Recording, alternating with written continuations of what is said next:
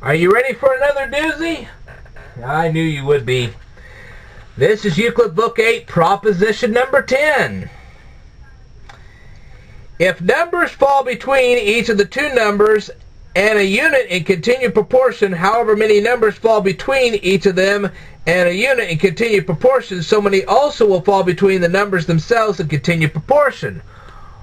Wow, what a mouthful. Okay, for let the numbers D and E. Well, here's D and E right here. D here, E there.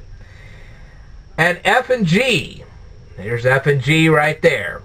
Okay. Respectively fall between the two numbers A and B. These numbers, these two here and these two here, will fall between these two here.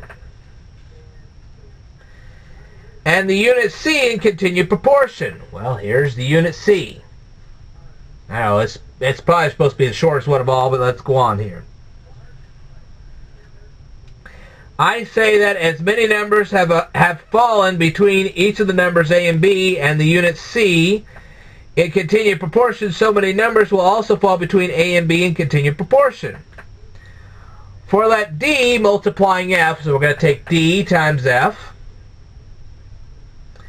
make H. D times F makes H. And let the numbers D and F by multiplying H make K and L respectively. So D times H, of course, is going to make K. D times H makes K. And F times H makes L. F times H makes L. Okay.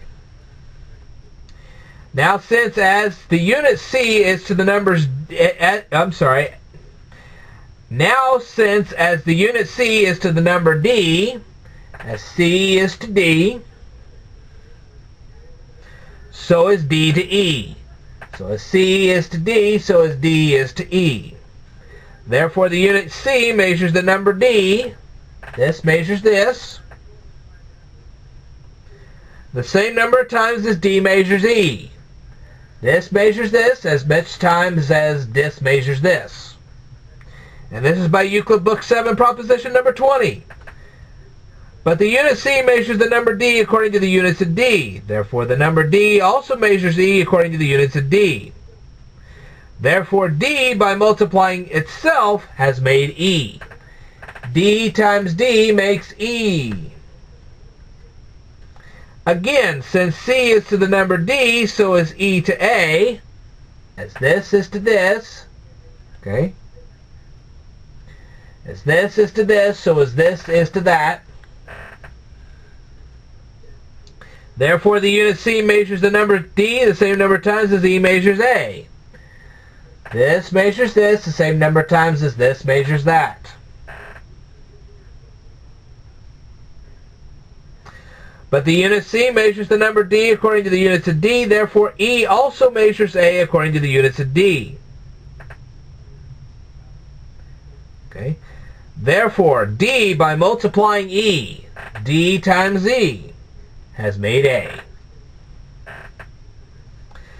For the same reason also, F, by multiplying itself, has made G. F times F makes G. And by multiplying G has made B. Okay? So F times G made B. And since D, by multiplying itself, has made E, D times D makes E. And D times F has made H, D times F makes H. Therefore, as D is to F, so as E is to H.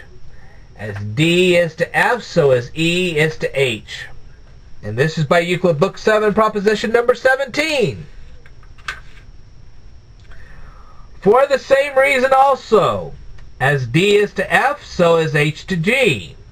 As D is to F, so is H is to G. This is by Euclid Book 7, proposition number 18. Therefore also, as E is to H, so as H is to G. As E is to H, so as H is to G. Again, since D, by multiplying the numbers E and H, have made A and K respectively. Now, we have to slow down here, okay? D multiplies E and makes A. D times E makes A. Okay?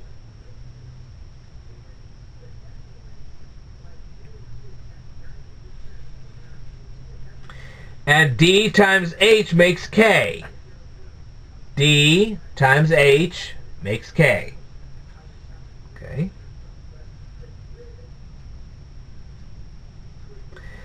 Therefore, as D is to F, so is K to L. As D is to F, so is K is to L. And this is by Euclid Book 7, proposition number 18. But as D is to F, so is A is to K. As D is to F, so is A is to K. Okay? Therefore, also as A is to K, so is K is to L. As A is to K, so is K is to L. They're the same ratio. Further, since F, by multiplying the numbers H and G, okay, so we're going to take F times H first, F times H, and it's going to make L. F times H makes L, and F times G makes B. F times G makes B. Therefore, as H is to G, as H is to G, so is L to B. L to B. H is to G as L is to B. Got it. This is by Euclid Book 7, proposition number 17. But as H is to G, so is D to F. As H is to G, so is D is to F. Got that. Therefore, also as D is to F, so is L to B. As D is to F, so is L is to B. D is to F, L is to B. Got it. But it was also proved that as D is to F, so is A is to K, and K to L. Okay. As D is to F, so is A is to K, so is K is to L. Therefore also, as A is to K, A is to K, so is K to L, so is L to B. Therefore, A, K, L, and B are in a continued proportion. I think we can figure that out pretty good. Therefore, as many numbers fall between each of the numbers A and B and the unit C in continued proportion, so many also will fall between A and B in continued proportion. What a long proof. Okay. Now that you know all that, we'll tell you more in my next proof. I want you to stay tuned.